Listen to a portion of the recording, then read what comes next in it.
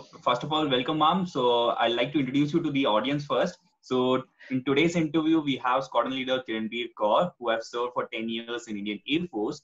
So in this interview, we'll be basically try to understand her whole journey in IAF, in the Life in Academy, and her motivation to join Indian Air Force. So welcome, ma'am, and thank you for accepting the invite and coming on the interview today. Thank you so much, Akash. Thank you so much, and thank you for having me here. Yeah. So, ma'am, first question to you would be, what was your motivation back then when you thought that, you know what, you have to join Indian Air Force? What was the motivation behind joining IAF? Well, Akash, to be very honest, it was the uniform, the charm of the uniform, because my hometown is in Ambala Kent, so which has one of the premier bases of IAF and Army. It's a very important place for Army as well. So for me, it was the charm of the uniform that attracted me, that motivated me to be in the forces. Because when you're young, you are in college, you don't know much about how forge works.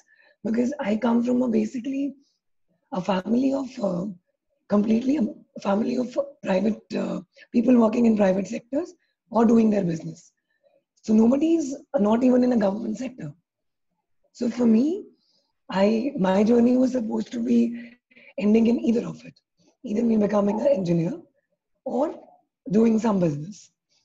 However, as the luck may have it, uniform always attracts you. It always makes the head turn. So you're always like, oh, somebody's in uniform. So yes, the uniform was a head turner for me. But honestly, I had no plan, no bachpan ka sapna as such. To be very honest, like there must be people who who dream to become a Fauji when they're too young. It wasn't in my case. So for me, it was while doing engineering, you realize that now you will do some job, pick up some business or whatever. That is how I started noticing what all other options are there with me. So yes, Forge came in as an attraction of the uniform, but I had this thing in me that if I decide on something, I will give it my 110%. Not 100, but 110. So I was like, let's give it a shot. You know, I did not do any coaching. I did not follow any books for the written, to be honest. So I was like, let's fill in the form and let's give it a try. I gave it a try and I made it through the writtens.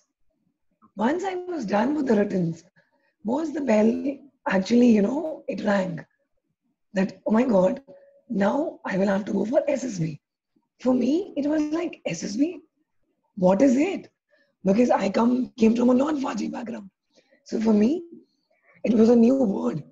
So then I started checking on internet, asking people.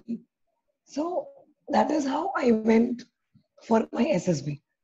I was somehow sure that, since there are people who take coaching, prepare for months, so I was not sure whether I will be able to, make it even in the first lot. The the clearances that you have on the very first day. I was not sure. Screening. So, however, things went on a roll for me. We were almost, I think, 180 odd people the first day, and almost 100, or not, I wouldn't say 100, somewhere between 80 to 90 was shortlisted for the next phase. And among that particular batch, 8 was the final number that made it. So if you look at the number right now, somebody who's come unprepared, I was not hoping to stand a chance. Okay. But, whenever I could do anything, if it was my exam or anything, I would always give it my 100%, thinking that I have to do it, give my best to it. So that is how I got into without any preparation, honestly, made it through the SSB. Couldn't believe it then. I had no clue that, oh my God, did I do it? Okay, I'm done. So they wanted us to sign some papers. Without realizing, I was like, okay, let's sign. They told that we will be asked to go for medicals. I was like, okay, that was it. So I came back home. Even then, the feeling was yet to, sink in that I have cleared a very important phase. However, like I always was, the feeling did not sink in. Went for my medicals. I had issue with my HB. My hemoglobin was low. So I got that re-appealed, re-medical board. Made it through. Finally, till the time I did not land in the academy, for me, it was still a dream. A dream which was as new as an actual dream is. So you don't know what will happen next, but you're like, okay, now this, now that.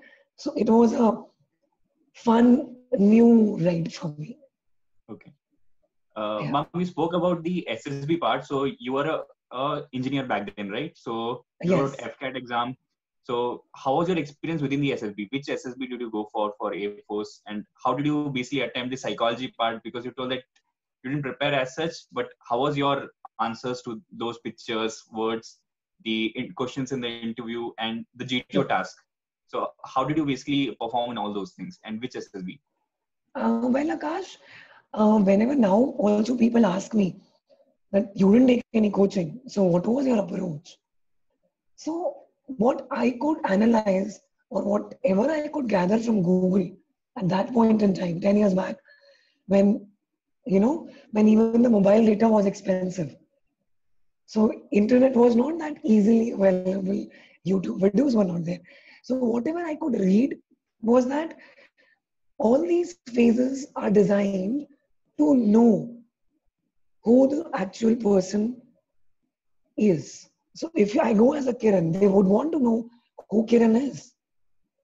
So at any point in time, you will have to be the same person in your physical tests in front of the GTO, in your interview while you are being interviewed, or in the physical, or in the written test when you're writing and your examiner who hasn't seen you is reading what you've written. So if you appear, if you think I am a happy-go-lucky person, then I have to appear like that in all the phases, in all the three basic tests.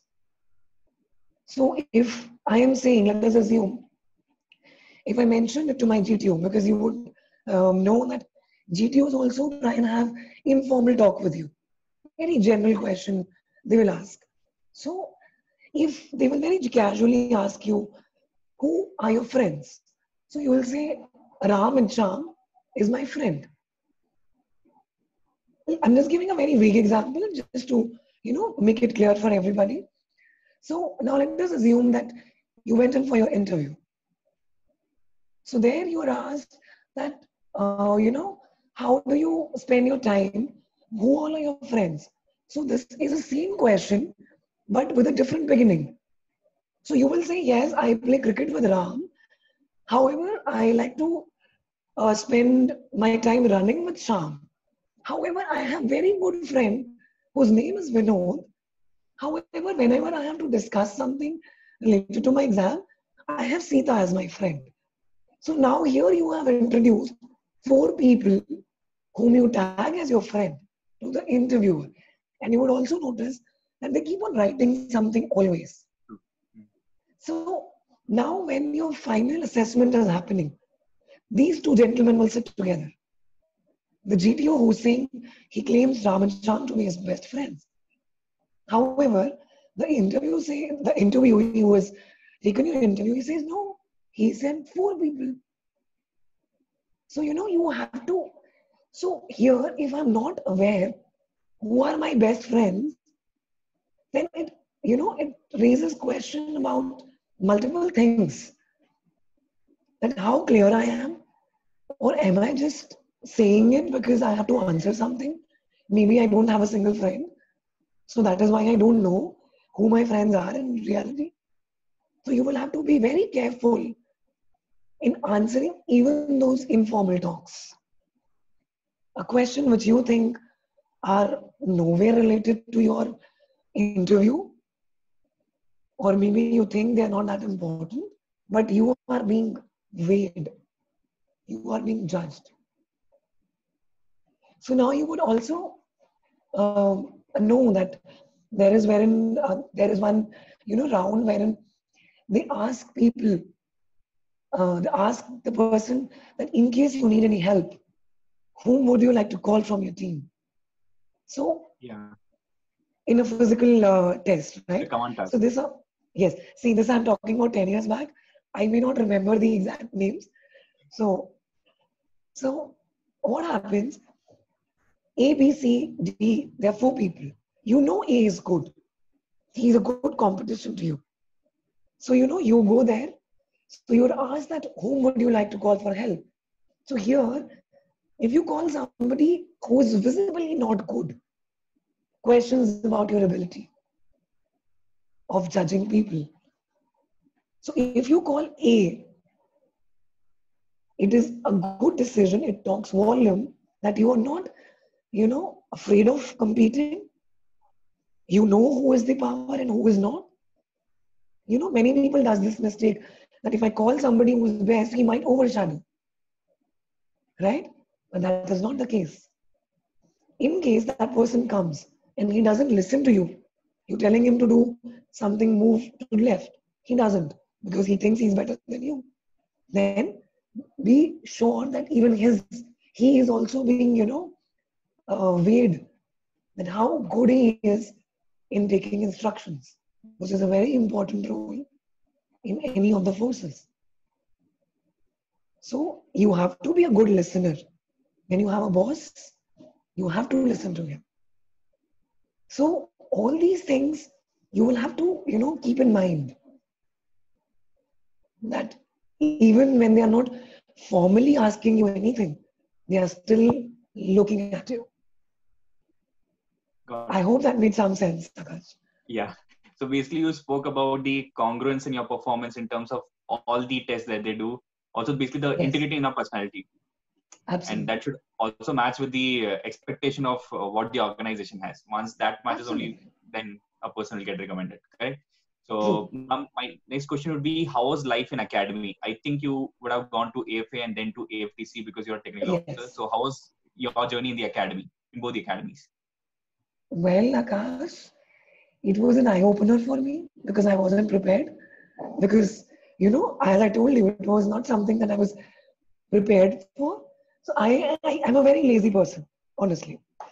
I love to sleep the whole day, love to watch movies, still be on bed, eat and still be on bed. That is how I was. And whenever it is Sunday, I don't have anything else to do, I still do the same. So you can imagine a person who is not into running, who is not so used to getting up in the morning, who is not into any physical activity, is, suddenly woken up and made to run, made to sleep less, made to do exercise. So imagine the, the physical setback that I got on the couple of few national days. So I was more like, really? They want me to run so much? They want me to go to like actually Olympics or something? So this was my reaction. Initially, honestly, I was under a shock. I was like, just this, no reaction.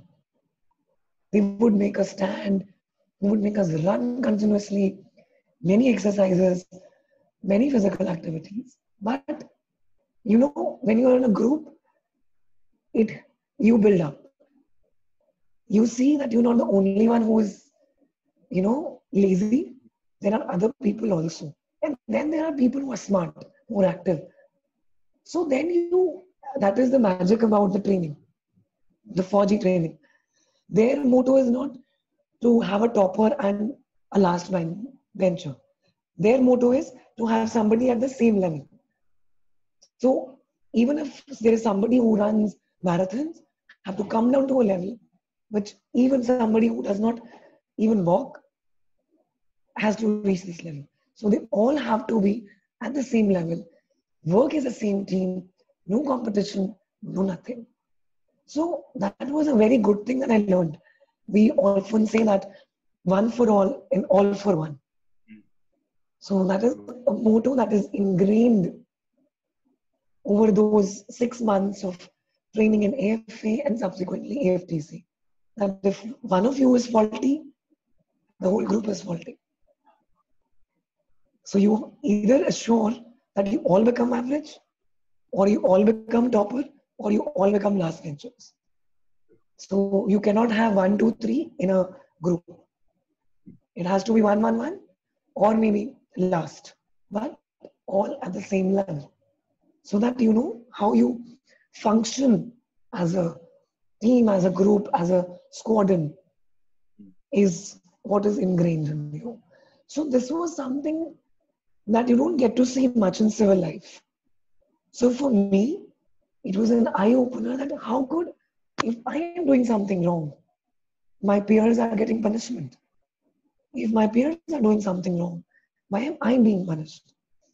So eventually, after a month, you all become, they say brothers in arms. That is how you happen. That is how it happens. That is why you would, like to die for your peer.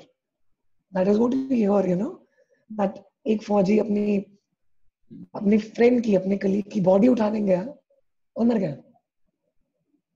How, from where did he get that courage? कि वो अपने friend की dead body भी छोड़ के आने को नहीं माना था. वो कहां से आया? तो वो यहीं से आता है. इमेजिन हम लोग रनिंग करते थे तो इतने थके होते थे कि दौड़ते भी सोते थे. और कई बार आप टर्न ले रहे हो, सारे मुड़ गए, एक रह गया, वो बेचारा सीधा निकल गया क्योंकि पता नहीं नींद बेहोशी व्हाटएवर स्टेट में हो आप लोग. फिर क्या होगा? जितने लोग मुड़े थे उन सबको भी एक्स्ट्रा राउंड दौड़ना. तुमने उसको छोड़ा कैसे? So that is what is a very important fact that you learn in Forge, जो कहीं और कोई ऑर्गेनाइजेशन तुम्हें नहीं सिखाएगी, इतनी शिद्दत से तो नहीं सिखाएगी. That I'm very sure of. They might make you do some lectures on team management, unity or whatever, but it will not come in your blood. And that is what is one of the most important ingredient that a फौजी has. आप कभी भी किसी फौजी से बात करना, वो अपने स्क्वाड्रन की, अपने कोर्स की, वो ऐसे बात करेगा जैसे फैमिली है. मेरा कोर्स, मेरी फैमिली, मेरा squadron, even if he is retired.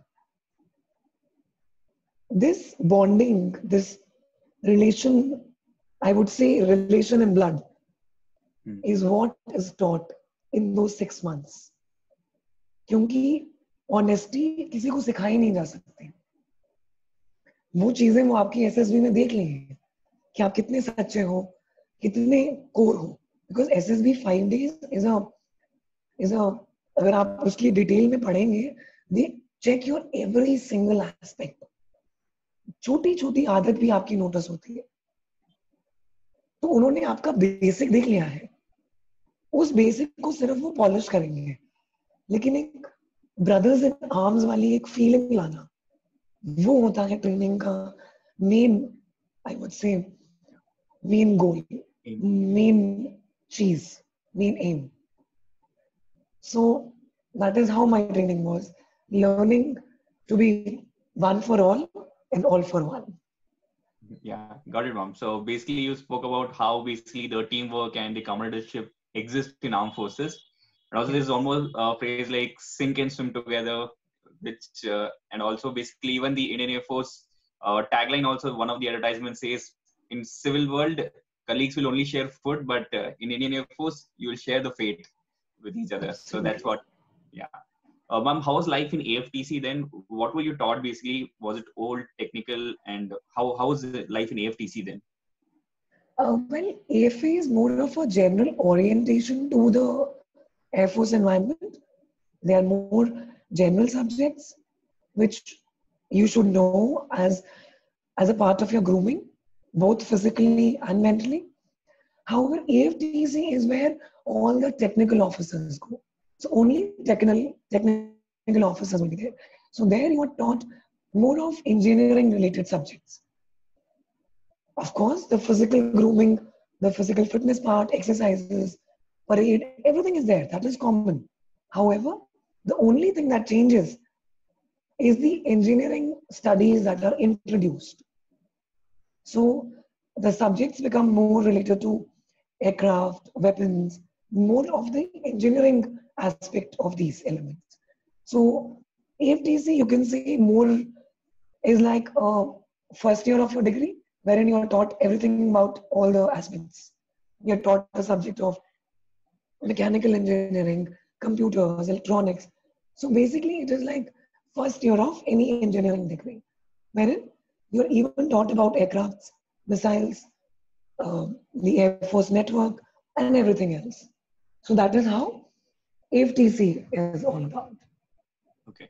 So how does one get selected into a particular stream, say avionics, missile, or networking? How does one get selected? Is it based on your engineering degree, or is it there's an exam going on within AFTC to decide the streams? Well, Akash, here, nothing to do with your engineering, Okay. nothing to do with any kind of exam that you appear in for. It is more of like you are, divided into groups, wherein you have a group leader who is a senior officer, who is one of your faculty member. So he is there with you one on one. He will take your interests also into consideration, and he will also give his opinion because he's your faculty member, plus he's your group leader also. So he knows you one on one also. And he thinks what kind of person you are. So he will try to fit you as per his experience also. Because he is also seen quite a bit of forge. So he knows that which stream, is better for you. And also, even our priorities are also taken into consideration. So it is more like all the three things mixed together, your opinion and the form you fill and your group leader's opinion. So they all are mixed and you're given a field. So which is usually, I would say, the best fit. We might be unhappy when we were allotted, some of us, but if now you ask us 3 years down the line, then you are actually aware that yes, this was the reason why I was put into this. So there is always a better experienced person who's taking the decision. So, ma'am, how was your life in the Indian Air Force as a technical officer? So, what were your roles and responsibilities, and how does your one day look like? Well, Akash, I basically was trained into weapon system. So I was basically into air defense system, which is the missile that Indian Air Force have. Won't give out many details here, but it was one of the air defense systems, a weapon system. That is what I was trained into. So when you are trained into a weapon system, you are into operations. You are into active operations. You are not the support system, but you're into active operations. So here, first thing will be that you will have a different type of experience when you go to a unit, finally. Different experience in the sense because operations are like, there is no plan to it. Anything can get wrong at any point in time. So you have to be prepared. Your system has to be ready 24/7. Because if a weapon system of a country is faulty, then you can understand the security of your country is at stake. So in case there are some fault, they have to be done on priority. They take 2 years in continuation, 2 days in continuation to get rectified, maybe 3 days, maybe 4. Be there in the office, rectify it. It has to happen at the earliest. So that is the kind of environment people who are into operations deal with. Like we talk about pilots. They don't say that I will not fly on a Sunday. There is no Sunday or no Monday. for me, if operation people have to be, willing to do and to be ready at any point in time. So that is how, when once you go into station, you realize that it is not an office job where you sit, you sign paper. No. Especially my weapon system was basically wherein, a lot of deployments would happen. We would leave our station, deploy at some place, stay in a tent, when there is some high alert issue, and come back during the peacetime. So for us, office was not nice cushy chair. It was more of standing in the sun, repairing your system, preparing your missiles, keeping them ready all the time. So that is what operations person has to face. We have to be on the field most of the time. So, from your experience, ma'am, if you could tell us what are the life lessons you have learned from Indian Air Force? It can be in terms of leadership, teamwork. What are those life lessons which you still cherish, which you learn from IAF? Oh, well, Akash, here my favorite thing that I always mention people is that no job in the world, I would say, will teach you to die for your fellow officer, for your fellow colleague. Nobody will teach you that kind of teamwork. No one will teach you that kind of bonding.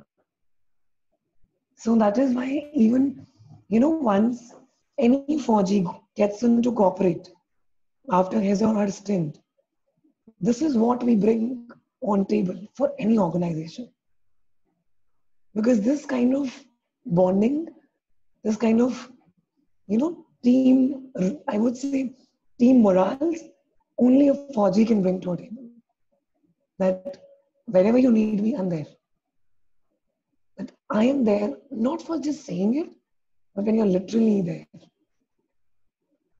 And so that was the best thing that I feel that I learned from Forge, that how to actually have a team that, that stands together. Not only for namesake or words, but that does stand together. So that is the top lesson, I would say. And the second will be, the the urge that you have as a 4G to do something for your country. Even if you are out of Forge, you would still have that, flame in you that will tell you, do something for your country. If not this, do this. If not this, do something else. So that constant, I don't need, you would often see कि जब किसी फौजी की death होती है, is the time when everybody gets patriotic. Suddenly you see people sharing posts. Suddenly you see people changing their WhatsApp status. However, that somebody dying does not require, a 4G to have that urge. It is always there. It is always there in this way or that way. My next question would be, what kind of books do you actually read, and what books would you like to suggest to other people? It can be anything, the genre and the books. Well, I had been reading since I was a kid. To be very honest, I started reading Sidney Sheldon, Archie's comics and all that. So I'm talking about that age when you are in 5th class or 6th class. So I had been a voracious reader since then. So for me, it is not something that I've picked up over the period of time. I had been reading. So these days I'm more of a fiction fan. I don't read many non-fictions, to be honest. Very rarely I read any motivational books or philosophy because I just cannot handle it. But yes, fiction, good fiction. My favorite author is Dan Brown. So I have read all his books multiple times. And yes, I like Harry Potter also. I know it's a very macho wala book, but then, they say there is no age for books. You can even read Archie's comics right now. And I do that. I have Archie's comics which I've ordered, and at times I do read them also. So Dan Brown, yes. But my suggestion to everybody will be, let's start reading. And let us not pick a Dan Brown because just I mentioned Dan Brown. Because if you are a beginner, you have to read a masala novel. Let me put it this way. So that you are able to finish it. If you pick up Dan Brown, trust me, as a first time reader, you will never be able to finish it. Because it gets boring for a first time reader.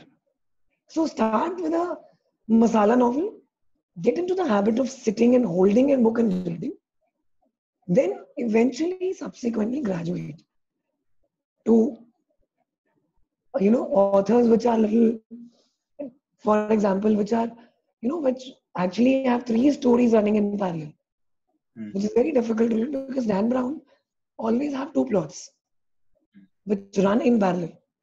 So everybody, as a first time reader, you will trust me, you will die, and you will actually tell me then why did she even suggest him. But if you want to start from good, small, thin books because it always feels good when you finish a book. And trust me, finishing this book and this book will take different time. But if you finish one, you will have that motivation to pick up another.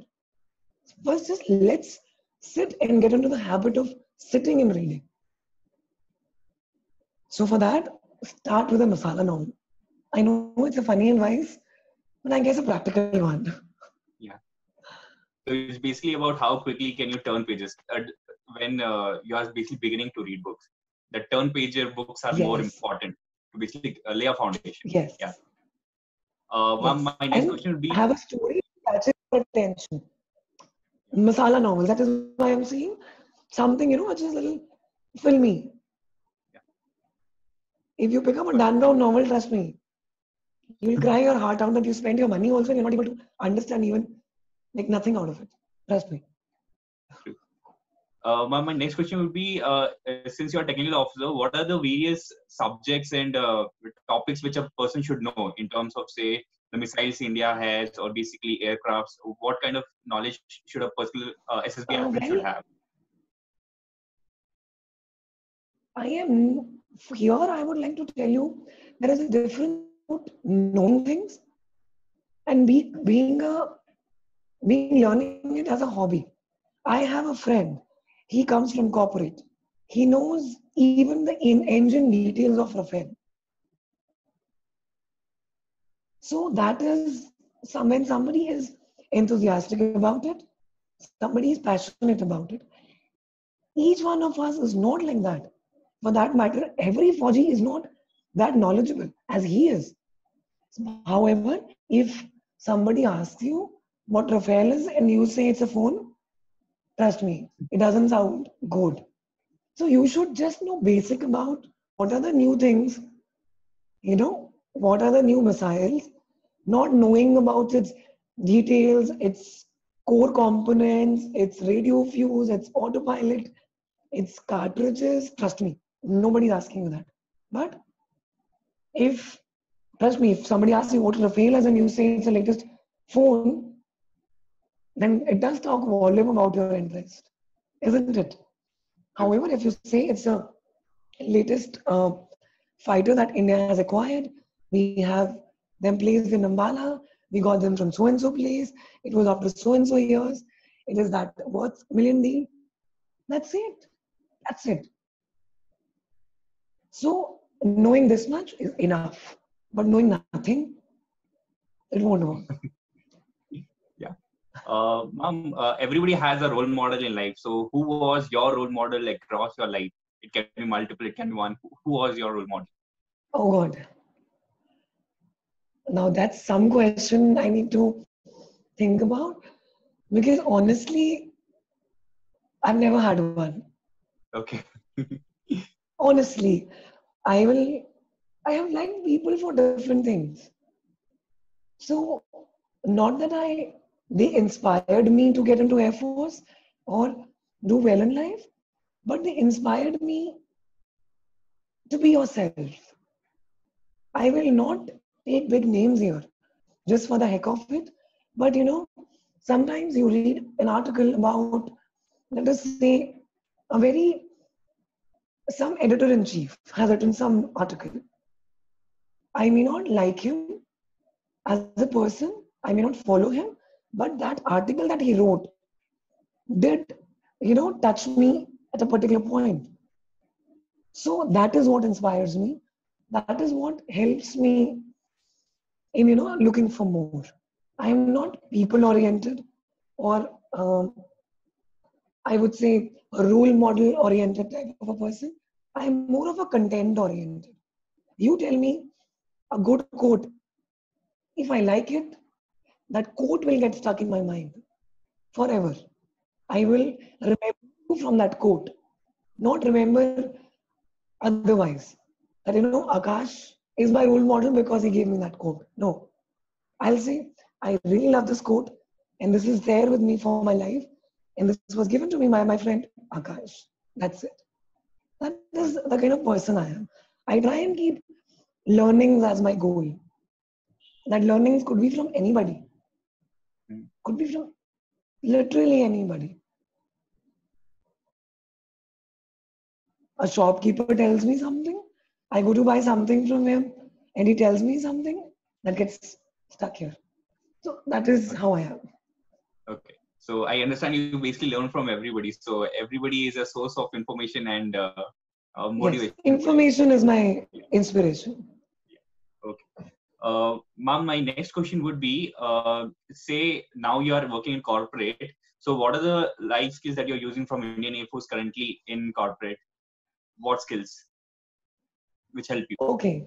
Like you must have heard that, in Air Force or in, for that matter, any of the defense forces, they make you teach, they make you do courses all through your career.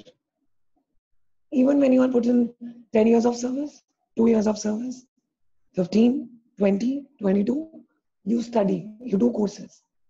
So this, even when you are, 20 years, your kids are going, sorry, 20 years of service, you're 45, your kids are going to college and you're also doing a course. Your kids having exam, you're also having exams. So this, this, because there are people who are very, shy of learning. That how will it feel if I tell somebody and I'm still learning? This shyness, this thing just doesn't exist in any of the 4G. You ask a 4G, he will tell you that I at least do 2 courses every year.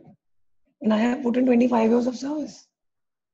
So even when you're old, you are still writing and reading for exams.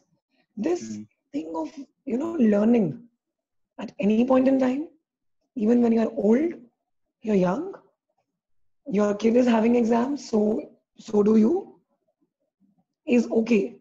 And this thing is something that I bring to a corporate table, that I can learn. I'm open to learning, irrespective of the fact that somebody is is younger to me in experience or in age. I'm okay with that.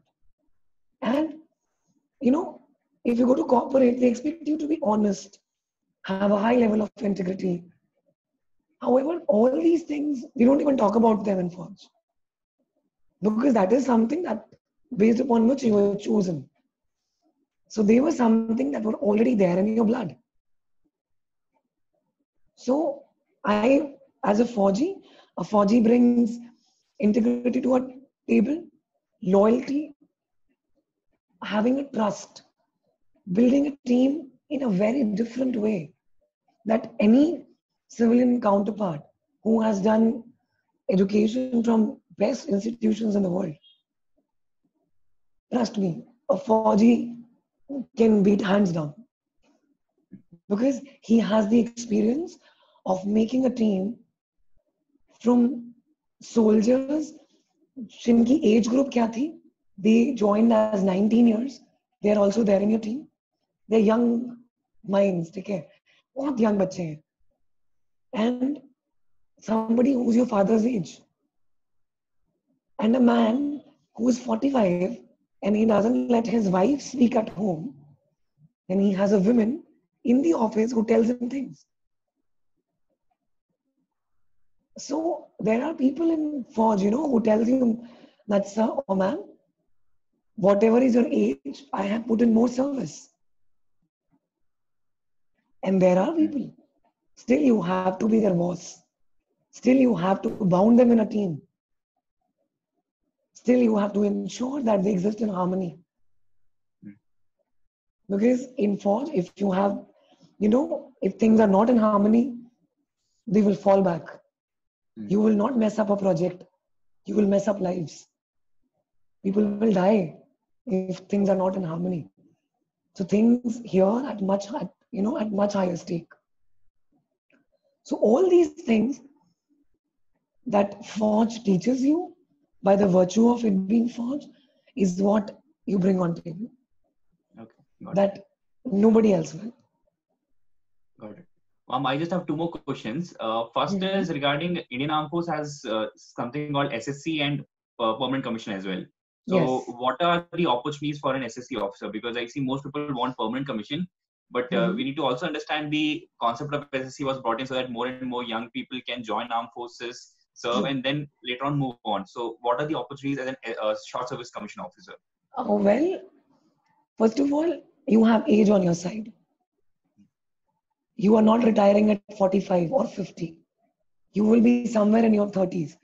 31 to 35 is where people generally retire, which is a good age to do anything. So first and foremost, age with 10 years of experience from one of the premier organizations in the world. In India that exists. Secondly, any of the forces for that matter lets you do a pre-release course. You are given options to do that. So those options you can actually pick and choose.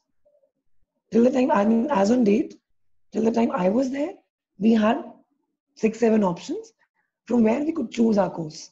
However, they may not exist because there is always change of policy. The options may increase, the options may decrease also.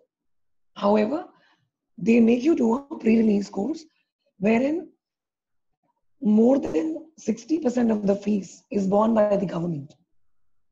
So you hardly pay any amount. Trust me. Doing that course, once you go and ask the civilian counterparts who are doing that courses, they'll tell you that they have almost, burned a hole in their pocket and almost spent whatever savings they've had. So you do that course almost in pennies. Thirdly, you come with good savings.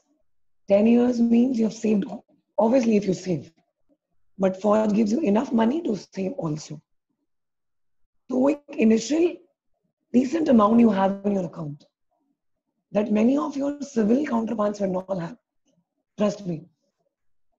This is a personal fact I'm telling you, because if I ask many of my friends, they don't have savings as much as I have. Because the expenses are on the higher side. Outside, you got to pay rent, every little expense. So here, age, education, and money. And also in education, I can tell you, government, or for that matter, forces, lets you pursue education even while you are serving, provided it is not hampering your duty. You have to take permissions. If you tell them that it will not cost you your duty or will not cause you any lag, there are people who even do education on correspondences. So imagine you work and you save money and you pursue education and you're a commissioned officer. What else? It's got brownie everywhere. However, once you come, corporates are willing and are happy to have you on board. They are provided, obviously. Let's say here that you have to prove your worth. If you think you will say quiet in an interview, and I will not say because I'm in 4G, trust me, you will not. You need to prove that you are a good, worthy employee to have. Got it. So, lot of opportunities. Yeah. Ma'am, last question to you would be, what according to you is leadership? Which what it means to you. Also, I just have one more parallel question with it. Back then there was a line between officers and the menu command. So nowadays, somewhere the line is reducing for the reason that the men who get selected for, say, airmen, soldier, or everybody, they have similar education qualification. So somewhere that line gets thin, but you still have to command those men into battles and everywhere. So how do you ensure that your leadership and the ego tussle, whichever can happen, how do you manage them? What will be your mantra for such a leadership? Well, I will connect both these questions and I will answer them with respect to forces, since your second question is based upon force. Well, leadership for me is knowing my men. Here I'm saying knowing my colleagues, my soldiers, and they knowing me well. If I am placed above them, there is a reason. It is not about education. Even in your class, you will have somebody who is the topper and somebody who just doesn't get it. There is, right? So it might happen that Google picks up this guy, may not pick this one. So there is a reason there exists a difference. And we will have to show that who is the boss. Not by shouting that I am the boss, but show it with my work. Show it with getting their confidence, getting their trust in me. It will not happen immediately. Once I went to my first unit, I was 23. And that was the first time that particular place in that particular unit had a lady officer for the first time. So the men there were used to only having male officers.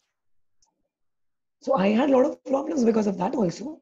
But you have to overcome. Initially, like I told you, there will be men who will not let their women speak in the house. And here there is a girl who's 23 and who's giving them orders. So the acceptance doesn't come immediately. But it does come if you are worthy to be a good leader. And just by saying, I am a leader, I am a leader, I am a boss, no. First of all, you will have to make your basics, make your system, your knowledge about that system so strong that, you should not tell them the wrong thing. अगर आपका teacher आपको कोई गलत बात बताता था school में तो सब हंसते थे. It's as good as that. If my teacher tells me 2 + 2 is 5, I'll actually laugh on him. He said, क्या आपको नहीं पता क्या? So if this happens, so you have to have your strong basics. That is one thing. Second thing would be that you don't have to go and immediately start competing with them. You will have to respect their experience. If they are saying they have experience on the system for 25 years, that does mean they have it for 25 years. You cannot question their experience just because you are the boss. He will be right. Trust me. He will be right many times. So you will have to give them importance also. Just because he is junior to you does not make him any less of a man. It is just that he joined earlier than you and you joined late. That is the only difference. He has enough brain. You also have enough brain. So you will have to understand that difference. You will have to accept that fact for that matter. So that is what is very important here. Acceptance. Acceptance that there are people who are junior to you, but no more than you. And for them to understand that there is an officer who is above them, rank-wise, but knows a little less. So I have had a lot of colleagues, a lot of my men who would come and teach me. And I had no shame in asking them. Because if you learn from them, they will not question your knowledge. See, there is a smart way of doing things. अगर मैं अपनी junior की help लूंगा ना, तो कि 2+2 4 होता है क्या? He will never question my 2+2. He will never question it. See, there is a smart way of doing things. That is why you are the boss. That is why you could crack the SSB, which many of them could not. Many of them try. They even try once they join forces. But still they are never able to make it. So there is a difference. And the difference is not about the brain, not about the experience or the knowledge or somebody being less capable or more capable.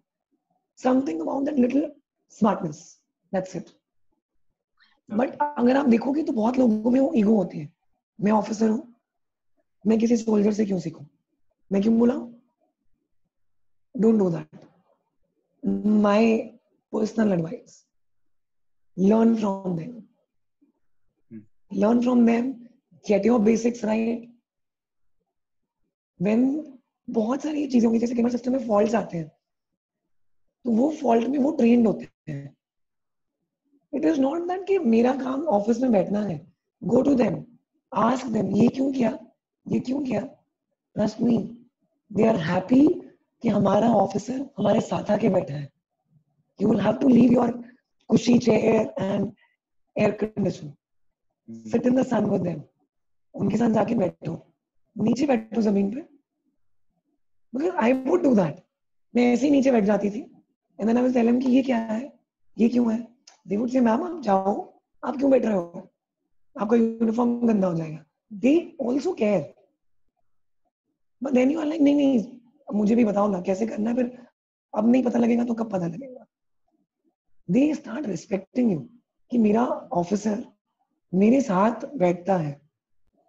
There is no harm in sharing a tea with them. अगर वो चाय P रहे हैं, go to them, have your cup of tea with them, talking to them. But there has to be a line. Don't let them cross that line. They eventually will have to know that who is the boss. Got it, ma'am. So it was really nice talking to you, ma'am. Yes. I could learn a lot about Indian Air Force and the kind of leadership skills that you need and how you're currently using in civil world. So it was really nice talking to you, ma'am. Thank you for joining us today. Jai Hind, ma'am. Thank you so much, Akash, and best of luck for your endeavors in future.